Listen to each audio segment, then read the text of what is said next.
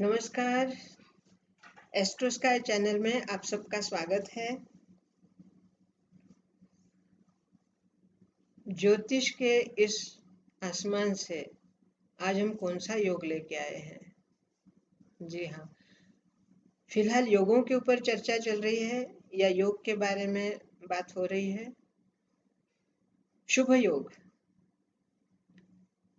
कुंडली में शुभ योग जो होते हैं, उन शुभ योगों का परिणाम जीवन पर किस तरह होता है। शुभ योग जब आते हैं तो हमारे जीवन में किस तरह परिवर्तन होता है, हमारे विचारों में परिवर्तन होता है, हमारे परिस्थिति में परिवर्तन होता है और शुभ योग हमें क्या क्या उपलब्धियां करवाते हैं।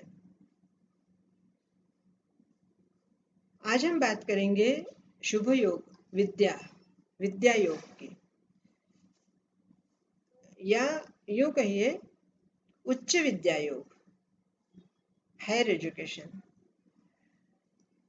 विद्या योग एक साधारण योग मान सकते हैं और उच्च विद्या योग ये शुभ योग में गिना जाता है। कुंडली में पंचम स्थान का स्वामी जिस तरह संतान के लिए माना जाता है, उसी तरह शिक्षा के लिए अर्थात विद्या के लिए भी माना जाता है।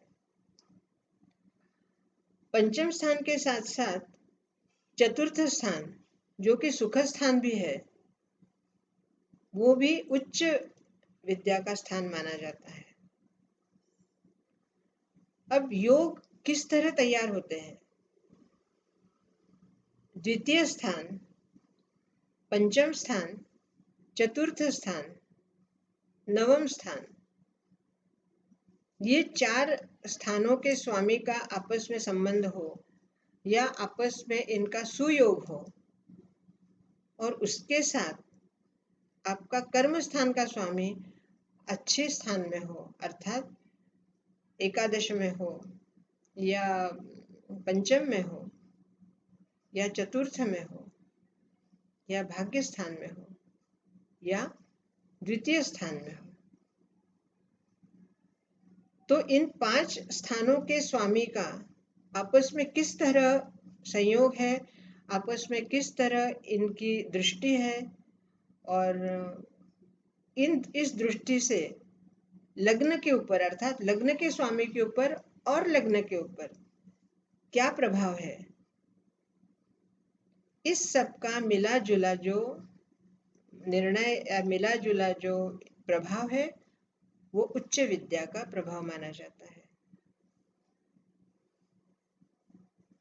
उच्च विद्या जब प्राप्त होने का समय आता है या मिलती है, उस समय आपकी महादशा अंतरदशा, जैसे मैं हमेशा कह रही हूँ पिछले 3 एपिसोड से कि महादशा अंतरदशा बहुत महत्वपूर्ण होती है। अगर आपकी कुंडली में योग है लेकिन महादशा और अंतरदशा अगर आपके अनुकूल नहीं है, तो योग होने के बावजूद भी आपको उस योग का लाभ नहीं मिल पाता, क्योंकि कौन से समय में कौन सी महादशा आ रही है और कौन सी अंतरदशा आपको मिल रही है, किस ग्रह की आपको अंतरदशा आ रही है, इन सब का मिला जुला इफेक्ट ही आपके जीवन पे प्रभाव डालता है। इन सब के साथ गोचर है ही। अगर आपकी उम्र उच्च विद्या अध्ययन की हो गई है और उसी वक्त आपकी महादशा या अंतरदशा भी आपके पंचम स्थान की या चतुर्थ स्थान की या कर्म स्थान की आ रही है, और ऐसे में अगर गोचर में भी आपका लग्नेश, आपके भाग्येश अगर ऐसी जगह पे आ रहे हैं जैसे नवम स्थान में है या द्वितीय स्थान में है या पंचम स्थान में है या लाभ स्थान में है, तो ऐसे में पूरा मिला जुला इफेक्ट, मिला जुला प्रभाव आपको उच्च विद्या देता है या उच्च विद्या के लिए आपको संकल्पित करवाता है।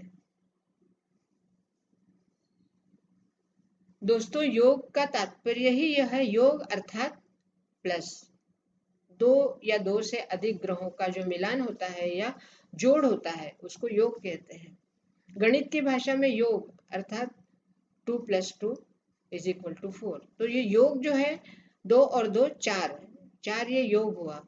अर्थात एक से ज्यादा ग्रहों को जब दृष्टि से या एक से ज्यादा ग्रहों का एक ही राशि में या एक ही स्थान पर जब संयोग होता है उसे योग कहते हैं।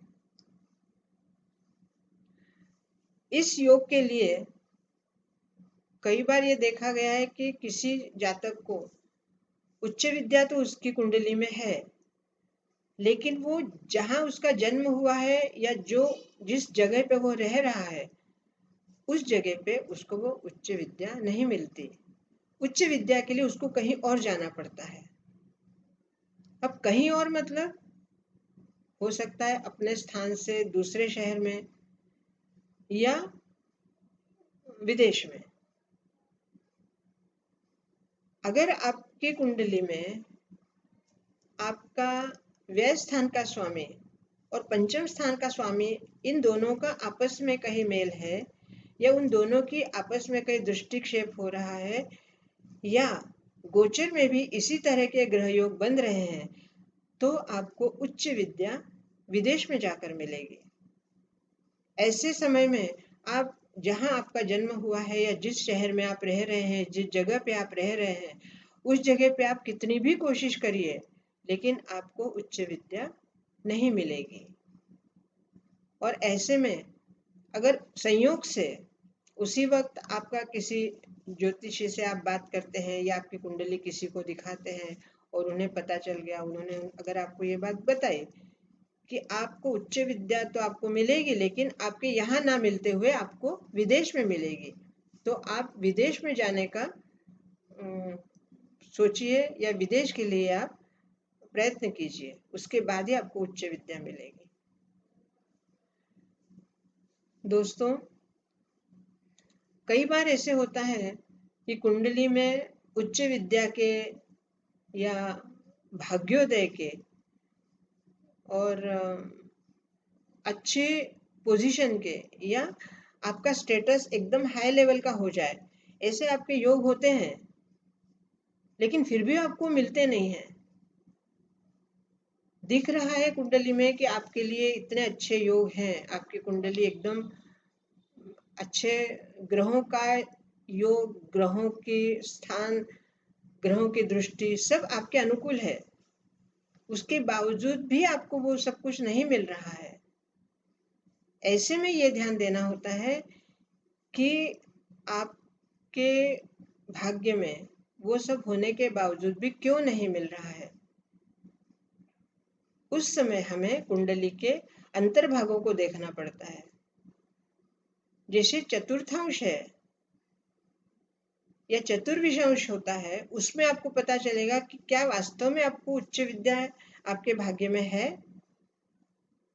अगर उसमें भी उच्च विद्या है तो आपको निश्चित मिलेगी, लेकिन अगर वहां पे उन कुंडलियों में अगर उच्च विद्या का स्थान कहीं शिफ्ट हो गया है अर्थात बदल गया है, तो प्रश्न जन्म कुंडली में अगर आपका उच्च विद्या का भाग्य है या योग है, फिर भी अंतर कुंडली में अगर वो योग नहीं है तो आपको वो योग नहीं उपलब्ध होगा, उस योग का लाभ नहीं मिलेगा।